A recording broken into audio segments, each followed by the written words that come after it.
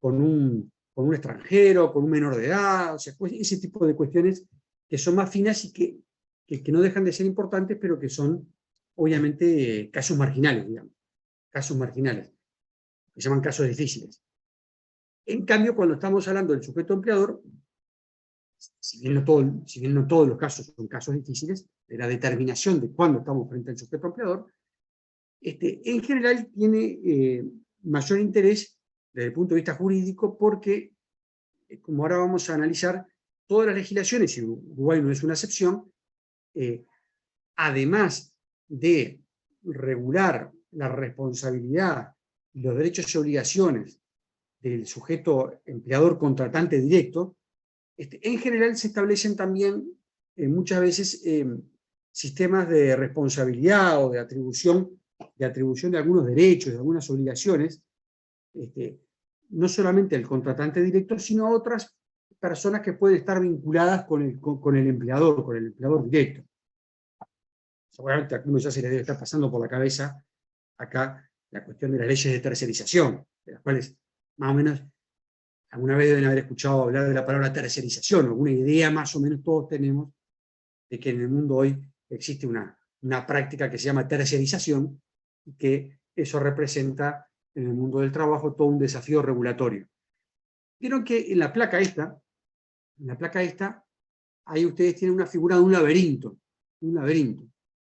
Justamente eso, la figura la imagen del laberinto aplica mucho a la figura del empleador, porque veremos que para el trabajador muchas veces, cuando tiene que muchas veces reclamar por sus derechos, en algunos casos, tampoco pasa siempre, ¿no?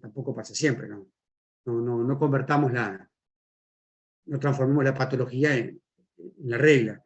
Pero bueno, muchas veces sucede que en la práctica el abogado, muchos de ustedes van a ser abogados, algunos serán escribanos, pero muchos van a ser abogados, tendrán que enfrentarse con situaciones en las cuales aquel sujeto que es el contratante del trabajador, muchas veces sea un insolvente, una empresa que no tenga la capacidad económica para responder a las deudas contraídas con el obrero. Y ahí entonces ustedes como abogados se van a tener que hacer la pregunta, bueno, ¿puede haber algún otro sujeto responsable, aunque no haya sido el contratante del trabajador? Y ahí es donde muchas veces van a tener que recorrer ese laberinto para ver si llegan a la puerta de escape, que les permita, bajo determinadas reglas que ahora vamos a ver, reclamar contra un tercero.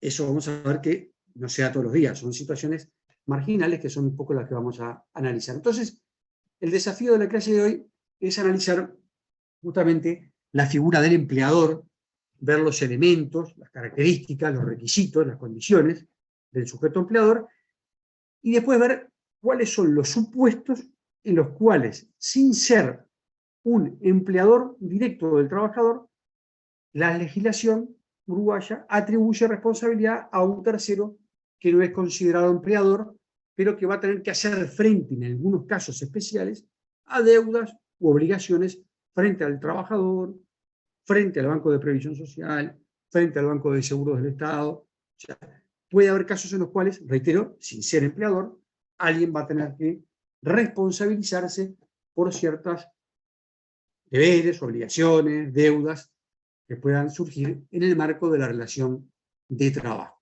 Este tema lo pueden estudiar en el libro de Casalas, ¿verdad? Lo tengo por aquí, en Lecciones de Derecho del Trabajo y de la Seguridad Social, que ustedes ya lo conocen porque lo hemos mencionado, ¿verdad? En el tomo 1 de Casalas. También lo pueden estudiar en el tomo 1 de Juan Raso Delgue, y la parte de la clase de hoy también la pueden estudiar en el tomo 1 de Barbagelata y en el de Pla Rodríguez. Ya la clase que viene, cuando empecemos a ver los casos especiales, o sea, esas situaciones que no vamos a ver hoy, de extensión de responsabilidad, o sea, de cuando un tercero se hace responsable, le hace las leyes de tercerización y otros casos más que vamos a ver, ahí sí ya Pla y Barbagelata están desactualizados. Ahí sí hay que recurrir al libro de Casalas, al libro de Juan Raso o algunas lecturas que están subidas a la página web. ¿Alguna pregunta sobre el material de trabajo o sobre lo que vamos a hablar hoy? No, profe. Bien, entonces vamos a... Perdón, profesor. Llegué tarde a abrir el micrófono, por eso demoró un segundo. Esta parte, entonces, sí, en Barbagelata, en esa selección de las primeras lecturas que tiene los sujetos, ¿no? Exactamente. Esto de hoy no hay problema que lo lean en Plavo o en Barbagelata. Está. Esta parte que es teórica, en Playa y en Barbagelata, si bien son libros más antiguos, no traen las modificaciones que han habido en los últimos 20 años, de todas formas, va bien perfectamente. Yo por si alguno de ustedes tiene el tomo 1, volumen 1 de Plao o de Barbagelata, no es necesario que tengan el de Casalás o el de Juan Ras u otros que ahora vamos a mencionar. Sujeto empleador. Entonces, empecemos por la figura del sujeto empleador. Al igual que hicimos la clase pasada con el sujeto trabajador, veamos los elementos de la definición. Primero que nada, y esto es una distinción con el trabajador, el empleador puede ser persona física o jurídica. O sea, no necesariamente tiene que ser una persona natural, un ser humano, sino que acá sí existe la posibilidad de que sea una ficción, es decir, que sea una persona jurídica, y dentro del concepto de persona jurídica, ahí nuestra normativa es muy amplia porque admite cualquiera de las variadas formas de persona jurídica que están previstas en nuestra legislación, ya sea en el Código Civil, en el Código de Comercio, que ustedes van a estudiar más adelante, o también, por supuesto, en leyes especiales. ¿Qué quiero decir con eso? Normalmente el sujeto empleador es una sociedad comercial, una sociedad anónima, una sociedad de responsabilidad limitada, una cooperativa. Ahora, desde el año 2020 para acá, se está poniendo cada vez más de moda que sea una sociedad de acciones simplificadas, una SAS, es una figura parecida a una sociedad anónima, parecida, pero no igual, un funcionamiento bastante parecido. Bueno, eventualmente podría ser una sociedad de hecho, una sociedad en comandita, una sociedad de capital industria. Esto lo van a estudiar en materia comercial cuando vean los distintos tipos de sociedades comerciales que admite nuestro país. También puede ser algunas de las personas jurídicas reguladas en el Código Civil, es decir, puede ser una asociación civil, puede ser una sociedad civil, como digamos hoy, una sociedad de hecho, algunas reguladas en leyes especiales, una fundación. Bueno, se piensen en la Fundación Pérez Efremini, la Fundación Teletón, en fin, todos conocemos cantidad de fundaciones. Puede ser una sociedad anónima deportiva, ¿verdad? Que ahora hay seguramente gente que le gusta el fútbol y sabe que ahora muchas veces los clubes migraron y ya no son asociaciones civiles. Asociación civil, por ejemplo, es Defensor, Danubio, Peñarol, Nacional, no serían los clubes, pero también conocemos que algunos clubes han migrado hacia la forma de sociedades deportivas. En fin, solo por poner un ejemplo de algún tipo de persona jurídica. O sea, que las personas jurídicas, ya sean comerciales o no, con fines de lucro o sin fines de lucro, pueden ser empleadores. ¿Cuáles son sin fines de lucro?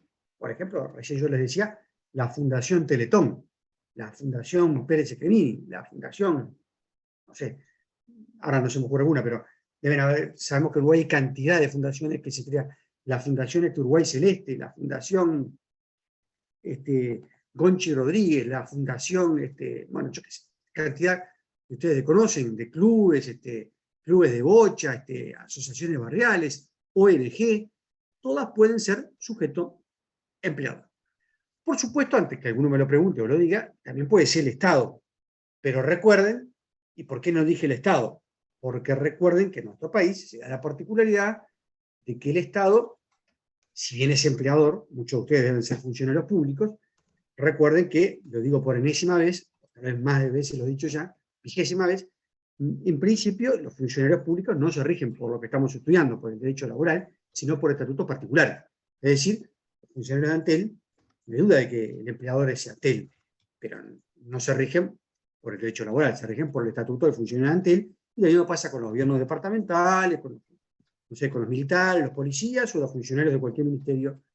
Muchos de ustedes deben ser becarios, pasantes o funcionarios públicos, y bueno, saben bien que entonces no se rigen por el derecho laboral, como criterio general. Residualmente hay leyes que han autorizado a contratar funcionarios bajo el derecho laboral, pero son excepciones, ¿verdad? Que no valen ni la pena entrar a analizar por el carácter absolutamente marginal que tiene ese dato. Entonces, excluyamos acá al Estado, ¿verdad? Porque no estamos hablando del Estado como empleador. Si bien es empleador, pero de funcionarios públicos, pero, reitero, regido por otras normas diferentes. Entonces, acá estamos hablando del sujeto empleador, que puede ser persona física o persona jurídica. Puede ser persona física, sí, por supuesto que puede ser, como ustedes saben, una persona física. El ejemplo típico de esto, siempre de clase, es la relación de servicio doméstico, de trabajo doméstico. ¿Verdad? Muchos de ustedes en sus hogares deben tener contratado el hogar, la familia, ¿verdad? Contratado a una persona que le ayuda. Bueno, en ese caso no es una empresa que contrata, es una familia.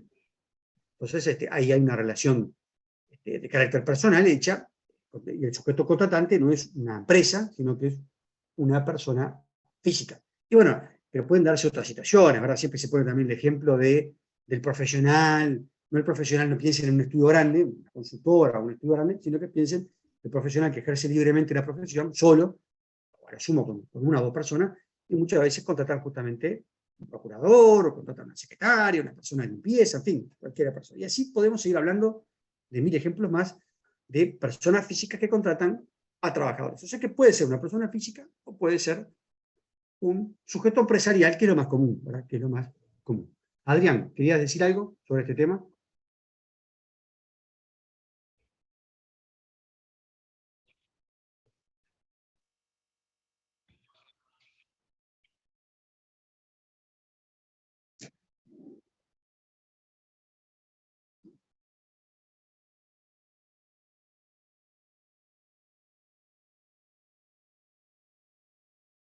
Perfecto, excelente ejemplo. Muy buen ejemplo de Adrián, perfecto, exactamente. Ahí no es una empresa, como dijo él, sino que es, bueno, podría ser una empresa a los efectos del Banco de Previsión Social, porque lo va a contratar como un contribuyente empresa, pero como muy bien dijo Adrián, ahí se trata de Adrián, persona física de carne y hueso, que contrató obreros para hacer su casa, ¿verdad? Perfecto, ese es un muy buen ejemplo.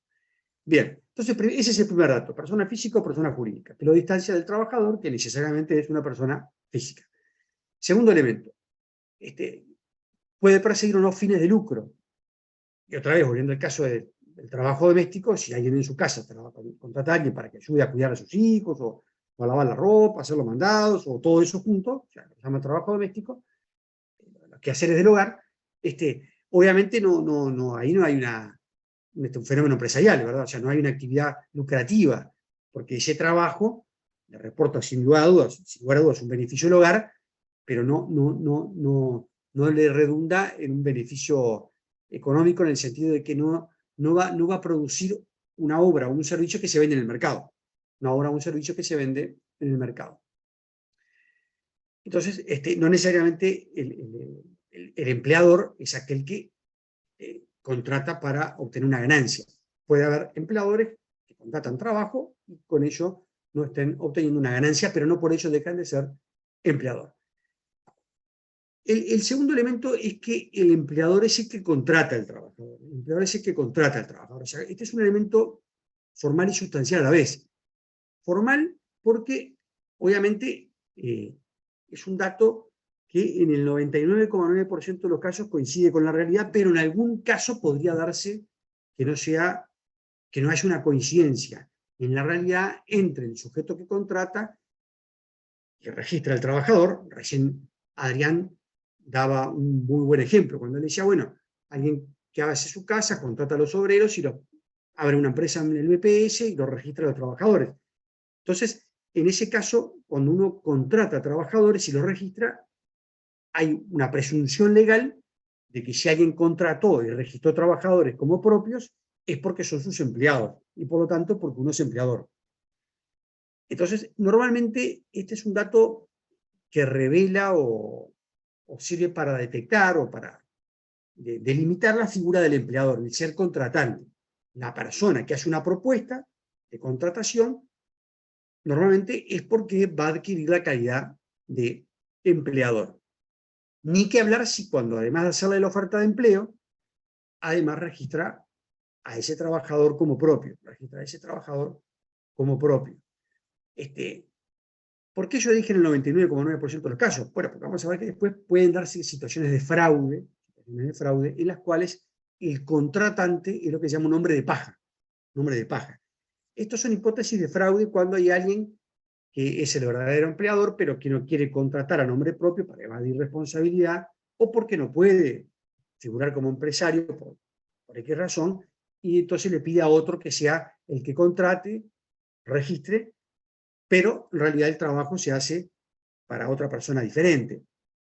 Ahora, ¿qué estoy queriendo decir con esto? Imaginemos una hipótesis de fraude bien evidente. Imagínense que yo tengo una fábrica de galletitas. La fábrica se llama, imagínense, se llama El Puente Sociedad Anónima. Bueno, yo tengo una fábrica de galletitas, tengo las máquinas, tengo el local, soy el que compra el producto, el que después lo vende, lo comercializa. El Puente Sociedad Anónima. Imaginemos que le digo a Georgina, che, Georgina, mirá, ¿sabés qué? Tengo un problema con la DGI, tengo unas deudas ahí. Mira, yo no quiero contratar a la gente a nombre propio, mira, tengo que contratar 50 obreros. ¿No te animás a abrir una planilla en el DPS a nombre tuyo? Y te pones Georgina Mayo, Ruth tanto, como decía recién Adrián, Ruth tanto, abre una empresa, y los ponemos los obreros a nombre tuyo, y trabajan en mi fábrica, ¿verdad? En mi empresa, pero les pagas vos, y yo después te doy la plata a vos para que les pagues a ellos. Está perfecto. Entonces llega un inspector a la fábrica, para que se llama El Puente, como yo decía, no sé, imagínense que funciona el 18 de julio, 15:30, inventando cualquier dirección. Ahí entra el inspector, buenos días, bueno, venimos a relevar a ver a quién trabaja acá, si tiene los carnets de salud, si hay ventanas, si hay aire acondicionado, si hay baños, en fin, hacemos una inspección de condiciones edilicias. Sí, perfecto, pase, y bueno, ahí los inspectores empiezan a dar, bueno, ¿usted quién es? Juan González, perfecto, se garantía tanto, ¿y usted qué empresa trabaja? En la empresa de Georgina, ah, bárbaro, ¿qué es Georgina? No, mire, nunca la vimos, no sabemos quién es. Ah, pero es el dueño de acá, es la empresa, ¿cómo se llama? No, se llama El Puente. Y no, pero usted está trabajando acá adentro. Sí, sí, pero estamos a nombre de Georgina. Entonces, ahí, ¿y Georgina tiene algún local? No, nunca la vimos. Ni sabemos ni quién es. Mire, nos contactó por teléfono, nos mandó un WhatsApp, nos dio el alta en BPS. Bueno, ahí claramente uno podría decir es una hipótesis de fraude, ¿verdad? Porque Georgina, en realidad, no es la que explota la fábrica, no es la que tiene las máquinas, no es la que comercializa el producto, ni siquiera fue el que los contactó de repente, ¿no? Sino que directamente fue El Puente, pero ustedes figuran todos como que son empleados de Georgina Mayo. Bueno, esto es un ejemplo de fraude. Entonces, en ese caso, fíjense que el que contrata y registra verdaderamente no es el empleador. Pero esto es una patología, ¿verdad? Normalmente el que contrata y registra al trabajador en BPS, en el Banco de Seguros de Estado por la póliza de accidentes de trabajo, etcétera, es aquel que realmente va a actuar como empresario, como empleador del trabajador.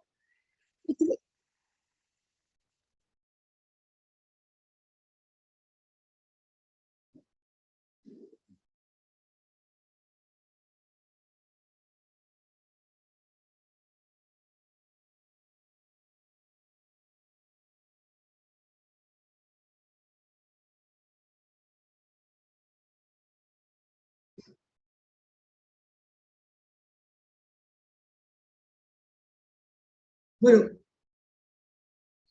bueno, sí, sí, está bien. A ver, la simulación, ustedes recuerdan que lo que implica es hacer pasar un contrato por otra cosa.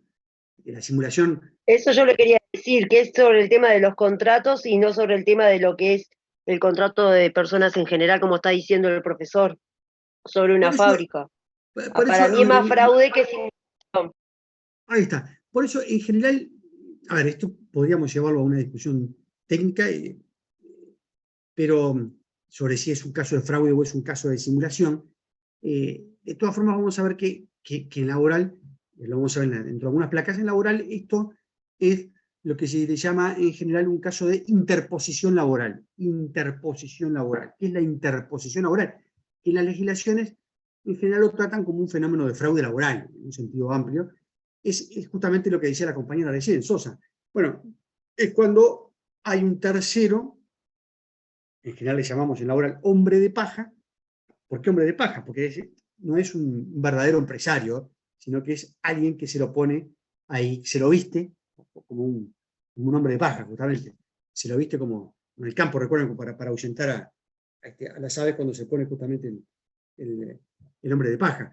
Entonces, esto justamente es eso, la figura es esa, un poco un tercero que no tiene una existencia real como empleador, sino que es una ficción que se crea para tratar de que el verdadero deudor y empleador no figure como tal. Entonces, en materia laboral le llamamos interposición laboral. Eso lo vamos a ver dentro de algunos minutos. Ahora, sea una simulación o sea un caso de fraude, la consecuencia siempre va a ser, vamos a ver después la misma, que es que ahí en ese caso se va a tratar de responsabilizar y adjudicar la calidad de empleador y por lo tanto de deudor a aquel que realmente tiene los elementos propios del empleador y que no los quiso reconocer como tal. Entonces, de ahí están muy buenas todas las consideraciones que ustedes han hecho hasta el momento, todas ellas. Todos esos ejemplos que han puesto ustedes nos sirven para tratar de darnos cuenta de que estos elementos van a servir para los casos justamente de patologías, para tratar de determinar cuál es el verdadero empleador. Entonces, el elemento contratación y registración es un elemento importante, y otro es el elemento de ver quién paga la retribución. Como dice ahí la placa, es otro elemento formal. ¿Por qué? Porque puede haber muchos casos en los cuales el ser el pagante, el que transfiere el dinero, digamos, al trabajador, a su cuenta, en general va a ser el verdadero empleador, pero en algunos casos puede no serlo. Volviendo al ejemplo inventado que pusimos de Georgina, que era la tercera interpuesta, o sea, el hombre de paja, ella va a pagar desde su cuenta bancaria. Entonces, ese es un dato formal, pero en realidad, como veíamos recién, ella no es el verdadero empleador, sino que el verdadero empleador era el puente. Naturalmente, el puente después le va a dar el dinero para que ella lo pague. Le va a generar su cuenta bancaria para que a su vez ella desde su cuenta le pague a cada uno de ustedes, que son los operarios. Pero, entonces, normalmente estas cosas no suceden. O sea, normalmente el empleador, la persona física o jurídica, es el que contrata, es el que registra al trabajador en el banco de previsión, el que lo contrata y lo registra frente al banco de seguros del Estado, el que le paga la retribución, el que gira el dinero desde su cuenta bancaria, y el próximo elemento es que es el más importante, es el definitorio, digamos, el que utiliza, dirige, organiza y supervisa el trabajo. Este es otro elemento, como dice ahí, es un elemento clave, porque es el elemento que sirve para distinguir los casos marginales, o sea, para apreciar cuando existe fraude. Es decir, analizar en la realidad del caso, realmente quién utilizó el trabajo, quién dirigió el trabajo, organiza, supervisa, y en definitiva se beneficia del trabajo. Este ejemplo que inventábamos recién de la fábrica de alfajores o de galletitas, decíamos, bueno, Georgina nunca fue a la fábrica, nunca habló con ustedes, o si habló marginalmente, pero ustedes están dentro de la fábrica, recibiendo las órdenes de la fábrica, y el que se va a beneficiar del trabajo va a ser esa fábrica. Entonces, en definitiva, el puente va a ser el verdadero sujeto empleador. Entonces, reitero, para los casos marginales, para esos casos dudosos, la zona gris, para la zona gris, va a ser que las legislaciones normalmente dicen, bueno, cuando hay duda sobre cuál es el verdadero sujeto empleador, habrá que analizar quién da las órdenes, quién dirige el trabajo, quién organiza el trabajo, en qué ámbito formal se realiza el trabajo. Ámbito formal me refiero dentro de qué infraestructura se realiza el trabajo, quién controla el trabajo, quién supervisa el trabajo. Entonces, esos elementos nos van a ayudar para discernir los casos concretos. Naturalmente, quiero anticipar a decir que vamos a ver que nuestra legislación regula el fenómeno de la tercerización, y en la tercerización vamos a encontrar después que muchas veces el que dirige el trabajo, el que conduce el trabajo, no es el contratante directo.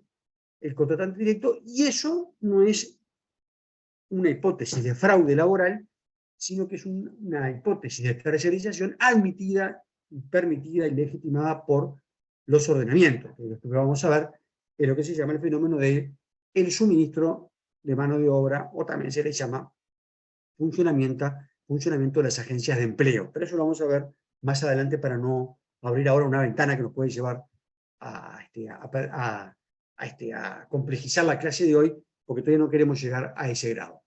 Federico, contanos. Sí, quería hacer un comentario. En el caso de estos elementos, no son formales, a diferencia de los anteriores que habíamos visto, sino que están más asociados a los hechos, a la realidad, porque en general quien imparte las órdenes o las sanciones no surge del contrato, sino que hay que observar el caso concreto. Exactamente, exactamente. Estos son elementos entonces que surgen de un examen de la realidad, como decían los compañeros. ¿Y todo esto para qué? Todo esto porque, como dice ahí, el sujeto empleador es, en definitiva, un centro de imputación. Un centro de imputación. ¿Qué significa un centro de imputación? Significa que los ordenamientos, las leyes, le atribuyen al sujeto empleador una enorme cantidad de derechos, pero también obligaciones y deudas. Ustedes se pueden imaginar, el empleador tendrá derecho a recibir los servicios del trabajador, tendrá derecho a reclamarle que venga a trabajar en el día, en el lugar y la hora establecidos y pactados, y que haga el servicio tal cual se lo pidió. Si contraté a un panadero, a que venga a hacer el pan. Si contraté a un carnicero, que venga a cortar la carne, y así sucesivamente. O alguien para que venga a enseñarme inglés, a que me enseñe inglés. Perfecto. Pero a su vez, voy a tener como contrapartida una cantidad de obligaciones. Tengo que pagar la remuneración, pagar los beneficios laborales, cumplir con una cantidad de normas de seguridad e higiene, elaborar planes de riesgo laboral para evitar accidentes, etc. Y además también voy a tener que cumplir con una serie de obligaciones impositivas y obligaciones tributarias, como ustedes ya se pueden imaginar, más o menos todos conocemos, en cuanto a deudas que van a surgir frente al BPS por contratar personal, voy a contratar la póliza de accidentes de trabajo ante el Banco de Seguros, e inclusive descontar, retener impuestos, como puede ser el impuesto de la renta, el IRPF, etcétera, etcétera, y pagarlo a la Dirección General Impositiva. O sea que identificar al empleador tiene una gran cantidad de consecuencias, incluyendo, entre otras consecuencias, el tener que actuar como deudor frente al trabajador, frente al Banco de Previsión Social, etcétera, etcétera, etcétera. Sí.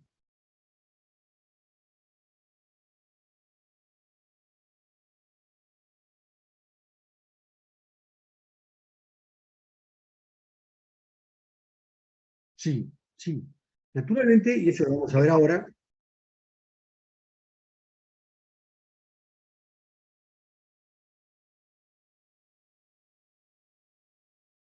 por supuesto que cuando hay un caso de fraude, por supuesto que cuando hay un caso de fraude, como ustedes ya lo saben, el derecho civil, el fraude todo lo corrompe, implica de que todos aquellos que hayan participado del fraude van a ser solidariamente responsables frente al obrero. Eso ni hablar. En el caso que veíamos, tanto la fábrica de galletitas como Georgina van a ser responsables. Georgina por ser parte del fraude, o sea, por haberse permitido utilizar como un vehículo de fraude, y por supuesto la fábrica por ser el que orquestó el fraude y se benefició del fraude. Ávila. Buenas tardes, profesor. Una consulta respecto a esto de que el empleador es un centro de imputación de normas. Entiendo que también son los responsables en ocasiones de hacer el tema de la retención por alimentos. ¿Qué sucede en este caso si no lo hace? Ahí está, eso es un buen ejemplo. Ahí está, ese es un buen ejemplo. Imagínense que el funcionario de la empresa, el empleado de la empresa, llega a una retención a la empresa y dice, bueno, a este funcionario hay que restarle el 25% de su sueldo para su ex cónyuge, para que se lo dé a sus hijos. Perfecto, la pensión alimenticia de los chicos.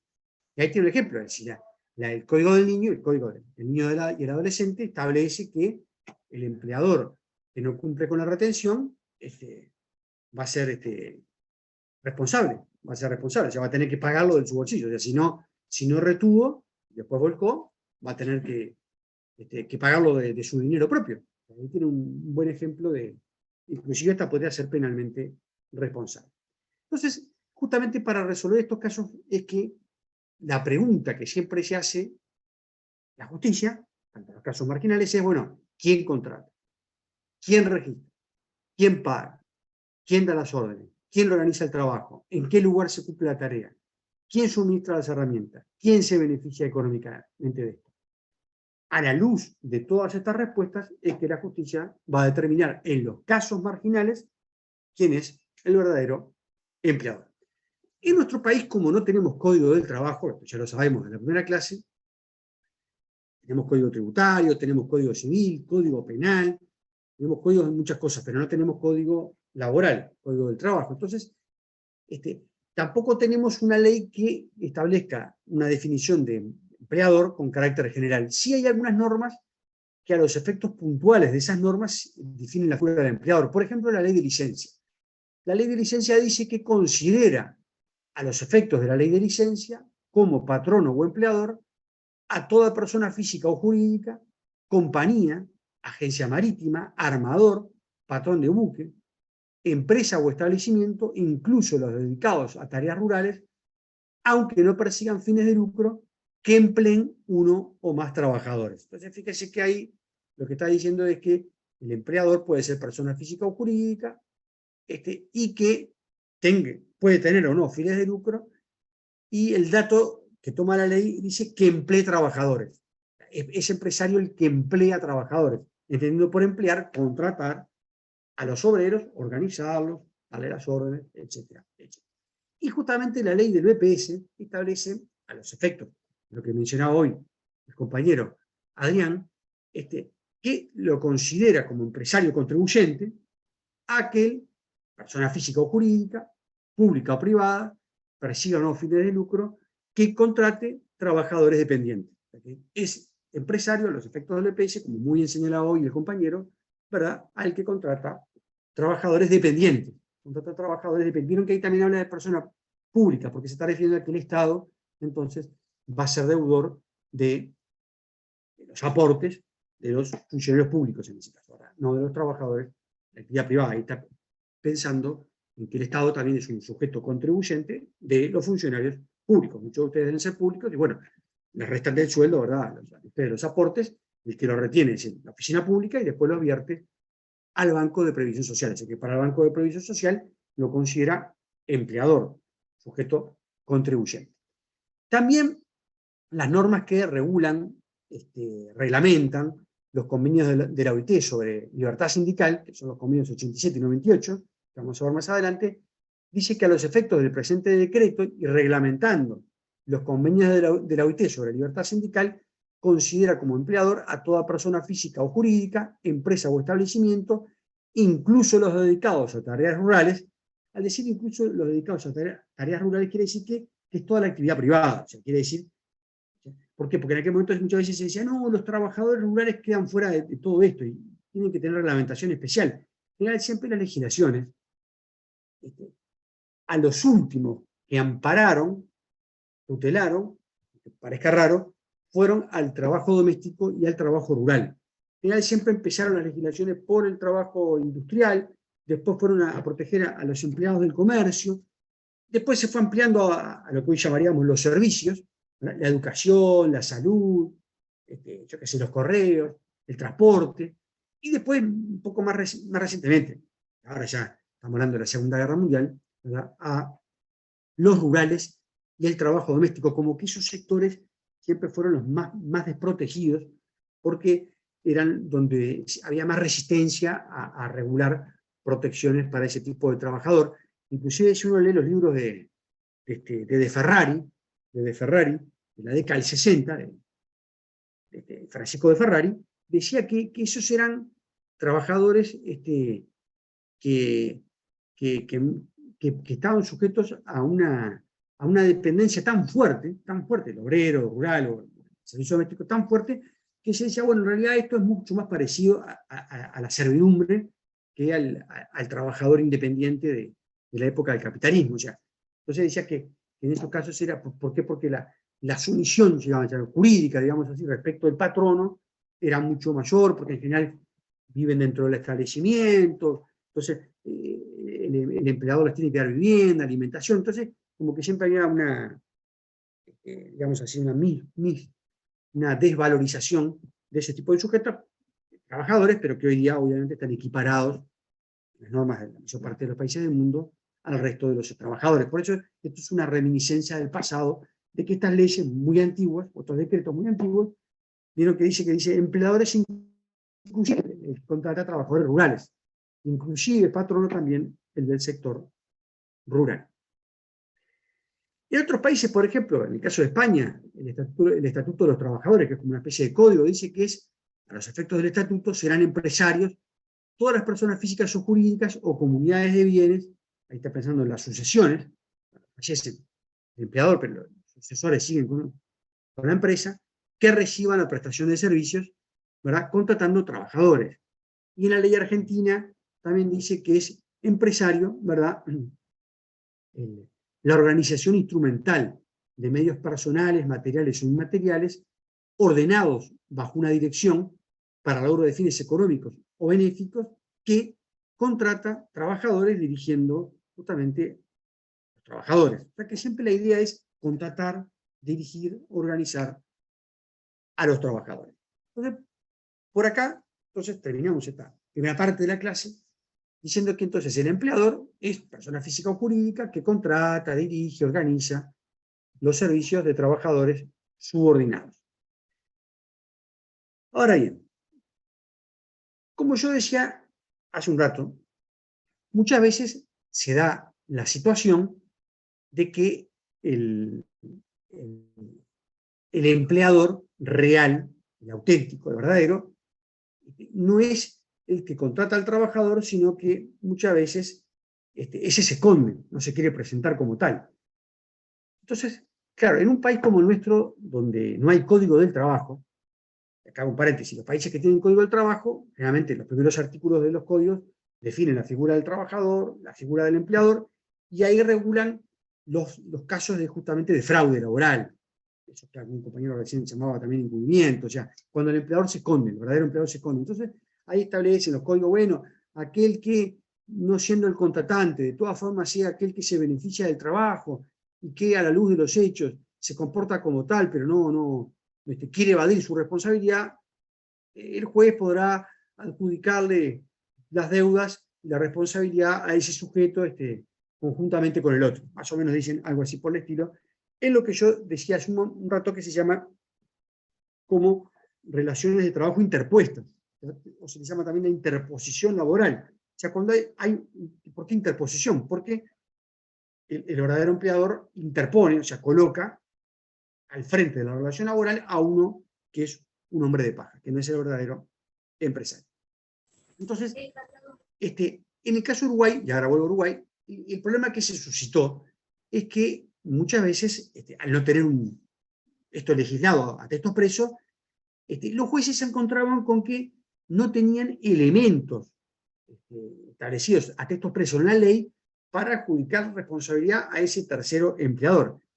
Entonces, los jueces empezaron a inventar, estamos hablando de hace muchísimos años, fíjense ahí ustedes en la placa, 1934, una cosa que existe hasta el día de hoy que se llama la teoría de la personería laboral del empleado. La teoría de la personería laboral del empleado. La teoría de la personería laboral del empleado. Esta teoría fue creada por los jueces como una forma de tratar de adjudicar responsabilidad al verdadero empleador cuando se esconde detrás de otras formas jurídicas o cuando se esconde detrás, como veíamos hoy, de un hombre de paja, a través de un hombre de paja.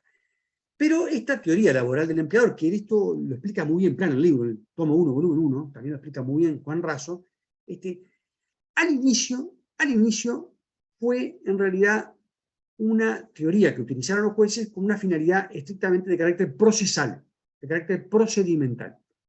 Federico, ¿querés hacer alguna alusión a este tema? Sí, iba a comentar que es una aplicación del principio de la primacía de la realidad al derecho del trabajo. No debe primar la forma, sino el fondo, la realidad. Exactamente, exactamente.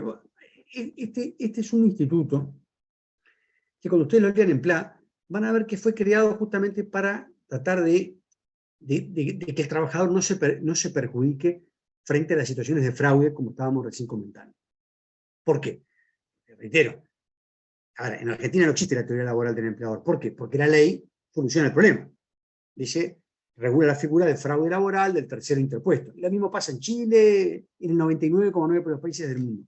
En Uruguay los jueces, para que el trabajador no se perjudicara, buscaron entonces un mecanismo que le llamaron personería laboral del empleador.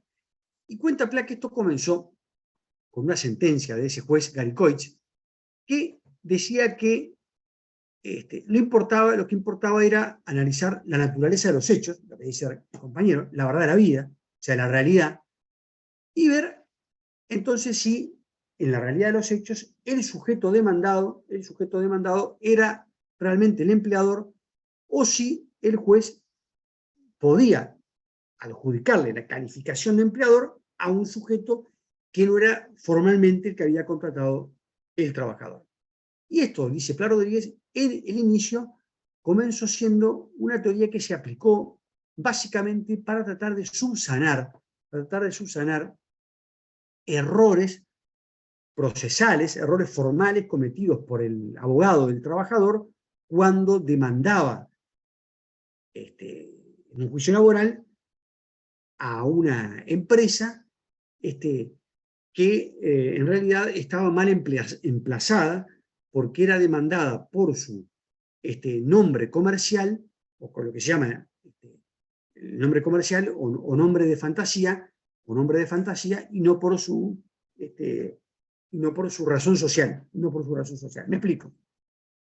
Por ejemplo, todos ustedes saben muy bien que, imagínense que todos ustedes trabajan en Coca-Cola, trabajan en la planta de Coca-Cola.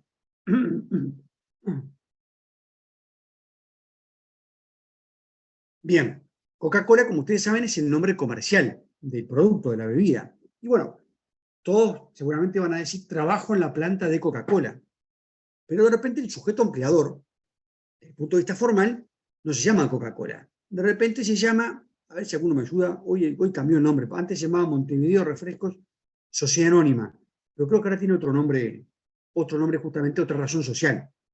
Porque la razón social es la denominación legal que tiene la sociedad, ¿verdad? Cuando se crea, o sea, está registrada en el registro de comercio, en la DGI, en todo lo legal, como, vamos a poner que se sigue llamando así, pero ahora tiene otro nombre. Profesor, creo que Sí. es FEMSA hoy Ahí en está, día. ahí está, FEMSA. Ahí está. Imagínense que se llama FEM Sociedad Anónima.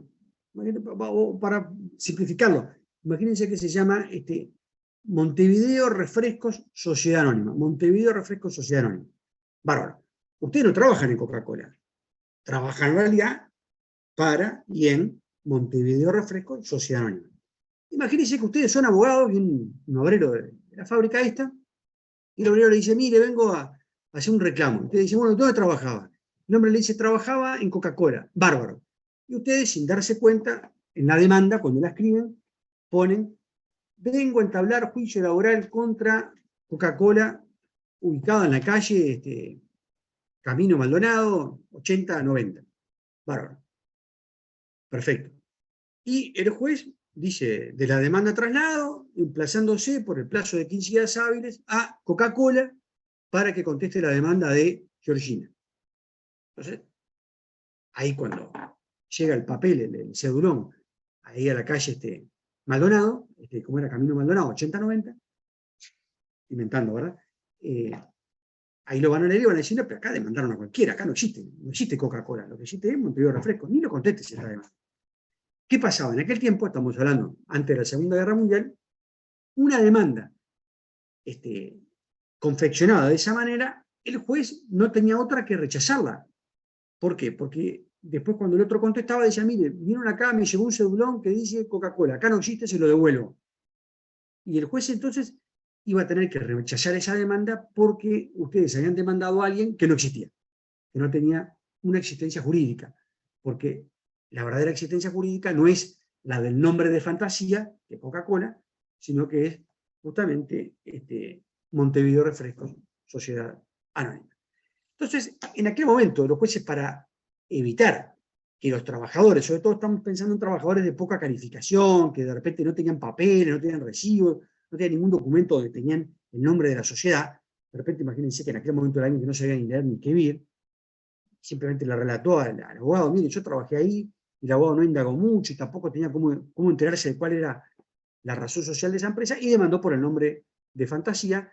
Entonces, el juez, para no rechazar la demanda y que el trabajador no se perjudicase en sus derechos, empezó a decir, bueno, cuando esa demanda llegó a buen destino, o sea, llegó realmente al empleador, aunque fue mal emplazado, porque fue emplazado por su nombre de fantasía y no por su razón social, pero contestó la demanda en tiempo y forma, porque en definitiva llegó al lugar donde tenía que llegar, desde el punto de vista de la dirección, y tuvo, por lo tanto, la empresa la oportunidad de defenderse. Los jueces decían, bueno, acá lo que importa es la personería laboral del empleador. Y si el empleador tuvo la posibilidad de contestar, tenemos que ir a la verdad de la vida, o como decía el compañero, al principio de la realidad, a ver qué fue lo que realmente sucedió, y por lo tanto los jueces subsanaban ese defecto cometido por el abogado, validando el juicio, validando el empresamiento, validando la demanda, y de esta forma no se retrasaba o se perjudicaba el juicio laboral entablado por ese obrero. Entonces, inicialmente este concepto del personal laboral del empleador se utilizó para subsanar defectos procesales del emplazamiento en un juicio. Así comenzó esto antes de la Segunda Guerra Mundial. Y explica Pla que después los jueces empezaron a decir, bueno, pero este propio concepto de que en el derecho laboral no tenemos que actuar con tanta formalidad, con tanta rigidez como en el derecho civil, porque esto mismo si hubiese sido una demanda de un comerciante contra otro, y un comerciante hubiese dicho, vengo a demandar a Coca-Cola porque no me pagó la factura, el juez lo hubiese rechazado. Hubiese dicho, no señor, usted no tendría que haber demandado a Coca-Cola, tenía que haber demandado a ¿cómo era a Montevideo Refrescos, Sociedad Anónima. Entonces se equivocó, marchó, perdió y tendrá que empezar de nuevo el juicio. Entonces, esto que en el mundo comercial hubiese sido rechazado y los jueces lo validaron, los jueces lo empezaron a utilizar para subsanar otras cuestiones como, ahí sí vamos a la importancia de esta teoría, para decir, bueno, si en la verdad de la vida el trabajador demanda a una empresa que no fue la contratante, pero demuestran los hechos de que esa empresa era la que realmente utilizaba y se beneficiaba, y por lo tanto el juez, al analizar la prueba, llega a la conclusión de que ese era el verdadero empresario, entonces ahí los jueces empezaron a decir, acá podemos decir que en base a la teoría de la personería laboral del empleador, este sujeto ser considerado como sujeto empleador. Entonces, esta teoría de la personería laboral se empezó a utilizar por parte de los jueces para otorgarle la calidad de sujeto responsable a un sujeto que no era el contratante, pero que en los hechos se comportaba como un empleador. Naturalmente esto no estuvo exento de críticas, sobre todo respecto de tiendas de derechos más formales, como el derecho comercial y el derecho civil, donde decían, bueno, esto solo el juez lo podría hacer si tiene una ley que lo permite, si tiene una ley expresamente, o un artículo del Código de Comercio, o un artículo del Código Civil, que expresamente le otorguen esta facultad al juez. Y ahí es cuando, justamente, Pla Rodríguez, hace muchos años, más de 50 años, escribió justamente un artículo en su curso de Derecho Laboral, diciendo que en materia laboral el concepto de empleador no hay que utilizarlo o calificarlo con tanta rigidez, y que el derecho laboral tiene suficiente autonomía didáctica, autonomía científica, y autonomía jurisdiccional, que tiene autonomía, digamos así, el derecho laboral, esto lo vamos a ver después, tiene autonomía como para poder reelaborar algunos conceptos de persona, de sujeto, en este caso del sujeto empleador, y por lo tanto apartarse en cierto modo de las categorías que vienen del derecho civil y del derecho comercial, y adjudicarle de esa manera responsabilidad a un sujeto que no fue el contratante, porque reitero, si uno aplicara estrictamente el Código de Comercio o el Código Civil, Dirá, bueno, acá ¿cuál fue el contratante? El ejemplo de la fábrica de galletitas. El sujeto contratante fue Georgina. Bueno, si el sujeto fue contratante fue Georgina, las deudas que se creen en esa relación laboral van a ser para Georgina, no van a ser para el puente sociedad anónima. ¿Por qué? Porque el puente sociedad anónima no prestó su consentimiento para ese contrato de trabajo. En base a la teoría de la personalidad laboral del empleador, que como bien dijo el compañero hoy, se sustenta en ese concepto de primacía de la realidad, de que en el derecho laboral importan más los hechos y la verdad de la vida que las formas, los jueces entonces empezaron a decir, en el derecho laboral los jueces tenemos suficiente autonomía y potestad como para adjudicarle la calidad del empleador y por lo tanto sujeto responsable a aquel que, no siendo contratante, se comportó como tal frente al trabajador. Ahí ustedes tienen un fallo. A ver, esta teoría que yo les acabo de mencionar, la usan los jueces todos los días. Todos los días. Todos los días los jueces fallan casos en los cuales dicen, no. Acá el trabajador demandó a 5 personas. Demandó a Georgina, al puente, a este, al otro. Y el juez dice, bueno, en realidad acá todos los testigos me relataron que el verdadero empleador era el puente sociedad anónima. Por lo tanto, en base a la teoría de la personalidad laboral del empleador, no solo voy a condenar a pagar las deudas a Georgina, que fue la contratante, sino también al puente sociedad anónima, porque fue el que a la luz del derecho laboral y del principio protector se comportó como verdadero empleador. Ahora ustedes tienen un fallo del Tribunal de Apelaciones de Trabajo del tercer turno, TAT, TAT, que vayan familiarizándose con las siglas, con los acrónimos. TAT significa Tribunal de Apelaciones del Trabajo de tercer turno. Tenemos 4 tribunales de apelaciones. Bueno, el de tercer turno en esa sentencia, reitero, como esta sentencia que les puse acá, hay todos los días, dice, la solución en todos estos casos de dudas sobre quién es el verdadero empleador debe ser resuelta en materia laboral con un criterio uniforme derivado de los principios propios de esta disciplina, especialmente el de primacía de la realidad, con las motivaciones que lo fundan: exigencia de la buena fe, dignidad de la actividad humana, desigualdad de las partes e interpretación racional de la voluntad de las partes. El principio protector, esto lo vamos a ver después, el principio de continuidad, vamos a ver después, el principio de razonabilidad, también lo vamos a ver esto dentro de 3 o 4 semanas, ayudarán también al juez en esta tarea de descubrir en el campo laboral al real empleador, que será quien tendrá personería a los efectos laboral procesal. Fíjese lo que dice, personería a los efectos laboral procesal. Deberá tenerse presente que el derecho laboral tiene suficiente autonomía como para otorgar personería laboral a determinadas realidades. Entonces, de esa manera, los jueces muchas veces traen a juicio, o sea, los trabajadores los abogados de los trabajadores traen a juicio y los empleadores muchas veces condenan a pagar deudas que fueron generadas, ¿verdad? No por el empleador formal, digamos así, sino otra empresa que se comportó en la realidad como el verdadero empleador, o sea, el que estaba detrás del hombre de paja. Mauro, adelante. Buenas noches, profesor. Una consulta, porque en mi trabajo tengo contacto con muchas empresas de la ley 18.251 que tienen muchos subcontratos tercerizados. ¿Qué pasa con esos subcontratos? Porque en realidad la empresa a la cual se contrata es una y es la que responde por esos subcontratos.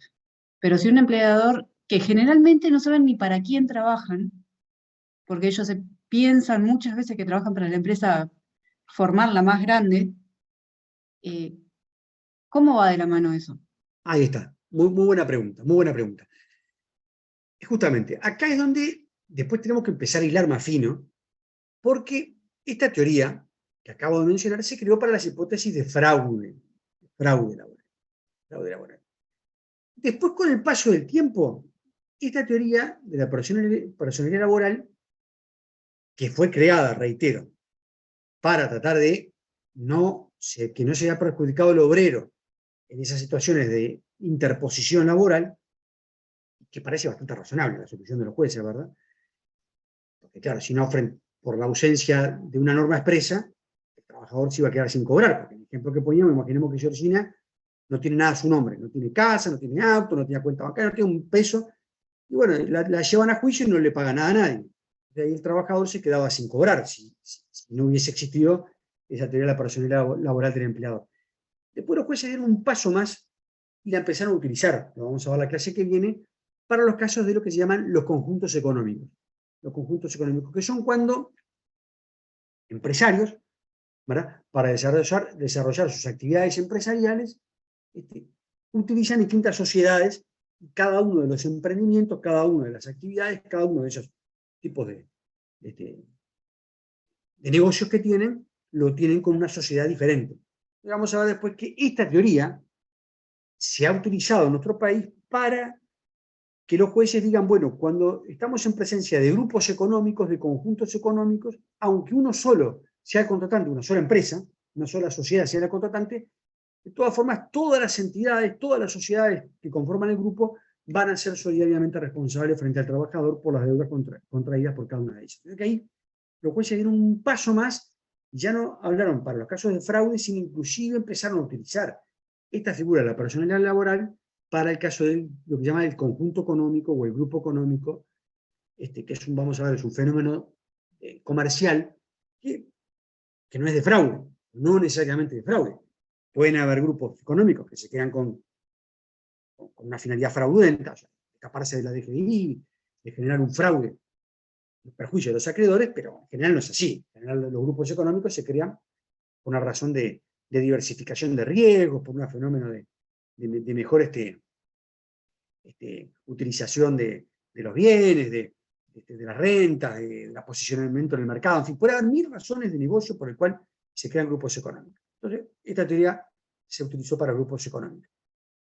Y después, en el Uruguay, si uno lee las leyes anteriores al año 2008, perdón, del 2007, que fue cuando se aprobaron las leyes de tercerización, también los jueces habían empezado a utilizar la teoría de la personalidad laboral del empleador para los casos de tercerización. Pero eso hoy ya no corre más, porque las leyes de tercerización abarcan las cuestiones de subcontratación y también de agencias de empleo, o sea, lo que llamamos suministro de mano de obra. O sea que, para el análisis de la clase de hoy, dejemos fuera todas las cuestiones vinculadas a subcontratación y tercerización de mano de obra, porque veremos que todos esos fenómenos hoy día están legalizados, permitidos, y no quedan comprendidos en la figura del empleador, de la personalidad laboral del empleador. Entonces, poniendo la clase de hoy, vimos la figura del empleador, vimos cómo se ensancha la figura del empleador a través de esa teoría de la personalidad laboral del empleador, que permite que el juez pueda, a través de esta teoría, adjudicar responsabilidad a un tercero que no es contratante en hipótesis de fraude.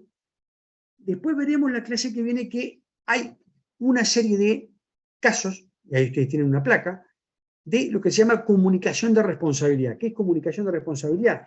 Que es que por mandato del legislador, hay un tercero que, sin haber sido el que contrató al trabajador, por mandato del legislador, puede convertirse en responsable solidario o subsidiario frente al trabajador. Y ahí entra lo que decía María Victoria, las leyes de tercerización. La intermediación laboral, el suministro de mano de obra y la subcontratación. ¿Qué es la intermediación laboral? Vamos a ver después, la agencia de empleo. Las agencias de empleo. Muchos de ustedes trabajan de repente para Manpower.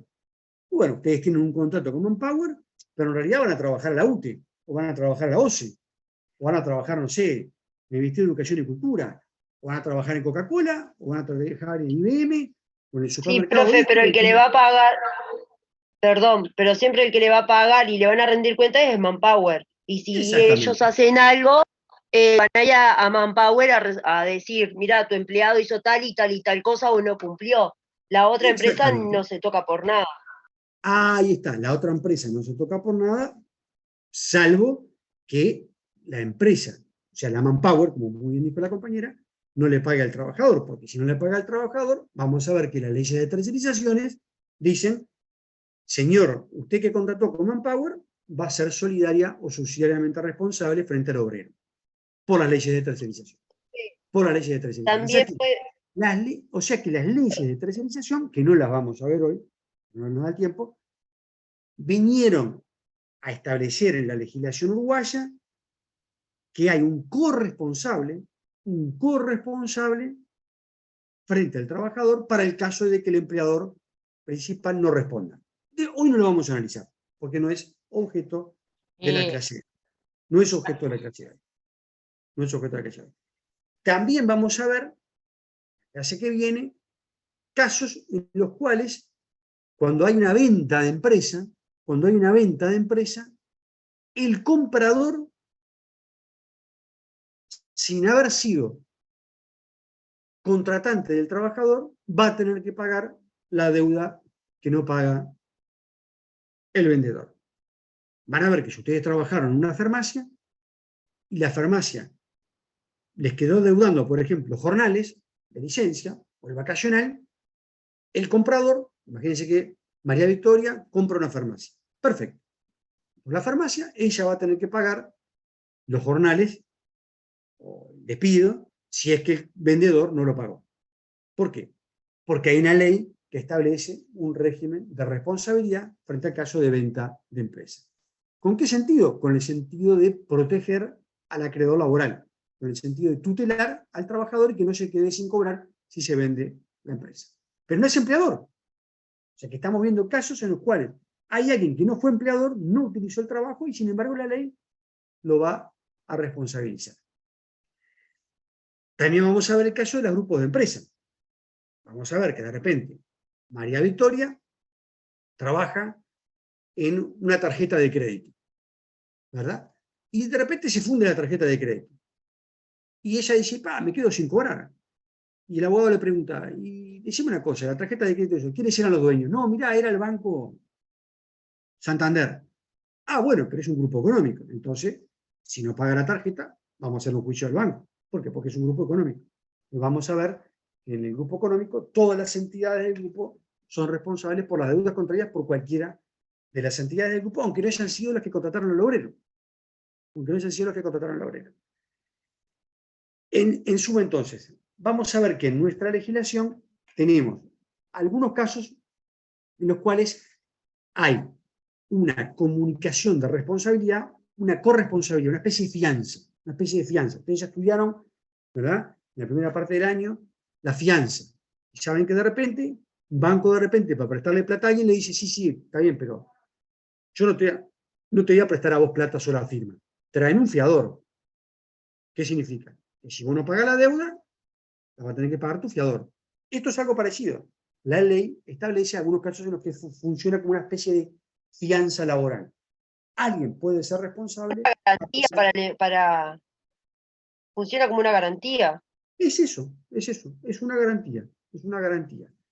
Claro, lo que tenemos que estudiar es cómo funciona esa garantía, en qué caso funciona esa garantía y por qué motivo es que la ley estableció un régimen de garantía. Otro ejemplo que vamos a ver después, la responsabilidad de los socios de la SRL. La ley dice que si María Victoria es socia de una SRL y la SRL queda debiéndole salarios a los trabajadores, ella va a ser personalmente responsable por esa deuda de la sociedad. No solo la sociedad, la SRL. Ella personalmente también va a ser responsable frente a los obreros de la SRL. Y también veremos que los socios y administradores y directores de las compañías, la ley de accidentes de trabajo dice que serán responsables frente al Banco de Seguros si es que la compañía no le paga la prima, o sea, la deuda, al Banco de Seguros del Estado. O sea, si ustedes son directores de una compañía y la compañía no le paga la deuda al Banco de Seguros, por la contratación del accidente de trabajo, las pólizas de accidente, van a tener que pagarla ustedes de su bolsillo. Y finalmente, también la ley de sociedades comerciales dicen que si hay un director de una compañía que cometió fraude al frente de la compañía, va a ser responsable frente a los obreros por haber cometido fraude en la compañía. En suma, para finalizar, lo que vamos a estudiar en la clase próxima son los casos especiales, las situaciones especiales, es decir, casos en los cuales, sin ser formalmente un empleador, nuestro ordenamiento, en muchos casos mediante ley, y en otros casos sin ley, atribuye una responsabilidad al estilo de lo que mencionaba la compañera, una especie de garantía, de aval o de fianza. En realidad no es formalmente un aval o una fianza, pero es una una imagen para que ustedes entiendan un poco las situaciones que vamos a analizar en la próxima clase. En la próxima clase, entonces, el próximo miércoles vamos a ver estos casos especiales de transferencia de empresa, o sea, de venta de empresa, y en qué caso es responsable tercero, los casos de fraude, de interposición, de grupos económicos, los casos esos que mencionamos especiales de la SRL, etcétera, etcétera, y la otra clase, la del viernes, vamos a empezar a estudiar las leyes de tercerización. La clase próxima ya tienen que leerlo, esa cuestión más actualizada en el libro de Raso, ¿verdad? O también en el libro de Casalás. En cualquiera de los dos pueden estudiar el tema de la clase próxima. ¿Alguna pregunta, alguna duda? Bueno, entonces, Muchas gracias, profesor. nos reencontramos el próximo Vale, miércoles. gracias. Profe. Muchas gracias. Gracias. Chao, chao. Chao a todos.